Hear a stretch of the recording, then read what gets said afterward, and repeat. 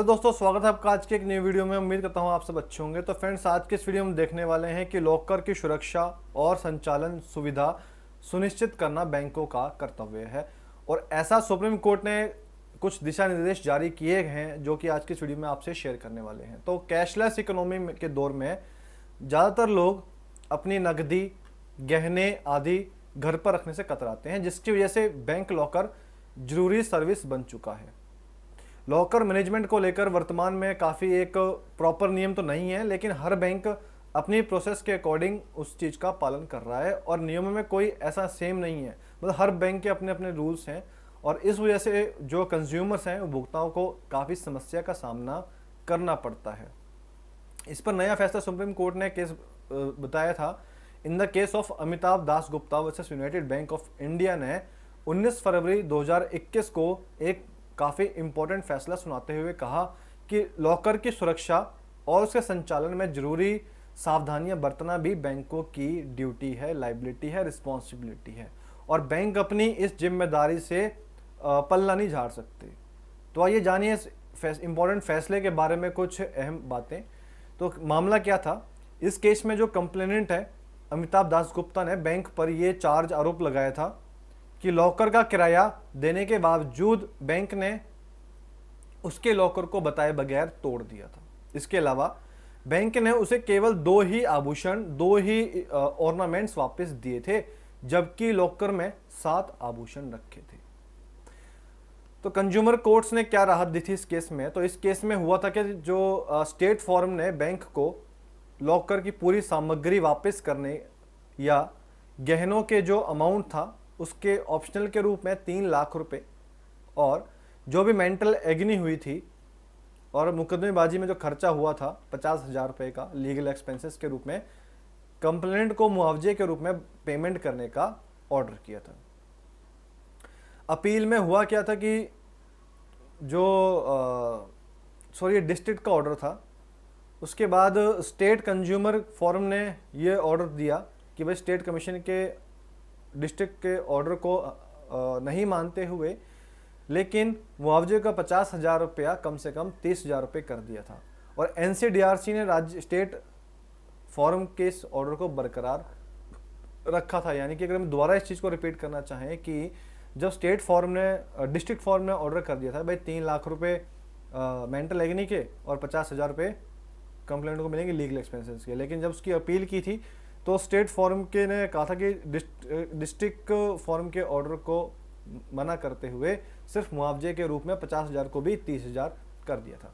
तो एनसीडीआरसी ने राज्य आयोग के इस ऑर्डर को काफ़ी बरकरार रखा था। तो सुप्रीम कोर्ट ने क्या किया कि यूनाइटेड बैंक ऑफ इंडिया को कंज्यूमर प्रोटेक्शन एक्ट के अंडर सर्विसेज में कमी यानी कि लैक इन सर्विसेज का जिम्मेदार ठहराते हुए जो भी केस के याचिकाकर्ता थे उनको 5 लाख रुपए हर्जाना और 1 लाख रुपए मुकदमा खर्च करने का ऑर्डर दिया था। यानी कि इसमें बैंक को ये कहा गया कि 5 लाख रुपए तो देने पड़ेंगे और 1 लाख रुपए लीगल एक्सपेंसेस के लिए और मेंटल एग्नी के लिए। तो इसमें सुप्रीम कोर्ट के फिर दिशा निर्देश क्या आए इस ऑर्डर के रिगार्डिंग? तो सुप्रीम कोर्ट ने आरबीआई को यह ऑर्डर किया कि बैंकों के लिए 6 महीने के अंदर लॉकर मैनेजमेंट के रेगुलेशन जारी करें। कोर्ट ने कहा कि बैंकों को इस बारे में एक तरफा नियम तय करने की छूट नहीं होनी चाहिए कि भाई बैंक ने अपने ही रूल्स अपने लिए डिसाइड किए हुए हैं।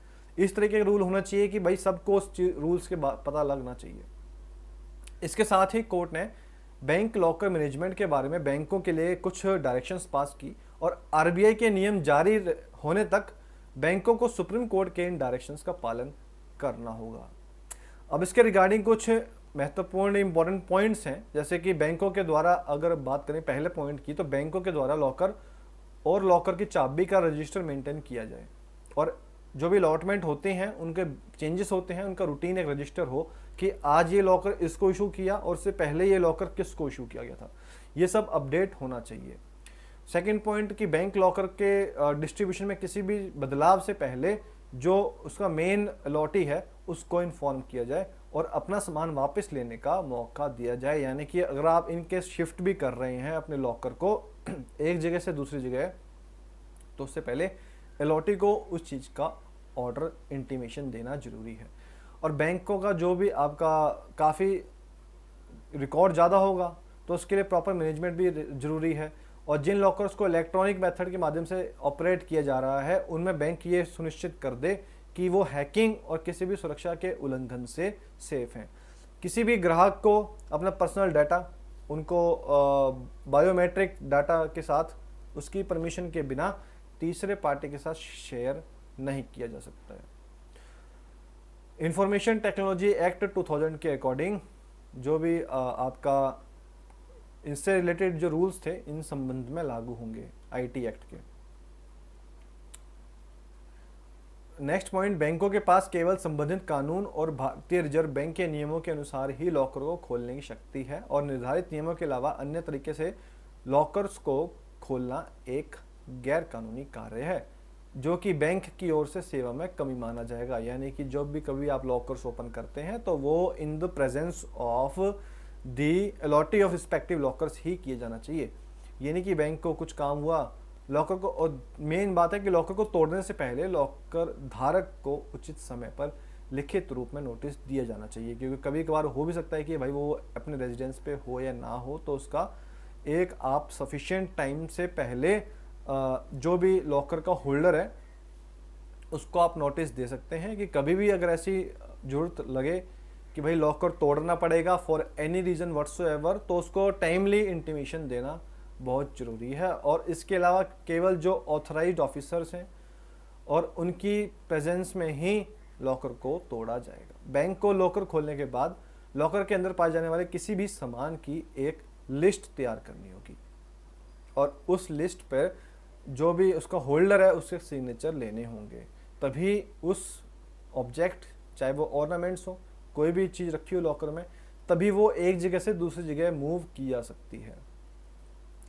और दूसरी मेन बात, लॉकर हैंडलिंग एग्रीमेंट की एक कॉपी, लॉकर हायरिंग एग्रीमेंट की एक कॉपी, क्योंकि जब भी लॉकर बैंक वाला आपको दिया जाता है तो एक जनरली एक सिंपल सा एग्रीमेंट भी एग्जीक्यूट किया जाता है जिसे लोकल हायरिंग। क्योंकि ये देखो, जब आपने बैंक के साथ एक एग्रीमेंट किया कि भाई आपसे आज की रिस्पॉन्सिबिलिटी है कि आपने हमें एक लॉकर देना है और ये जो सारी ड्यूटीज़ होगी, लायबिलिटी वो आपकी होगी, भाई आपकी सेफ्टी है।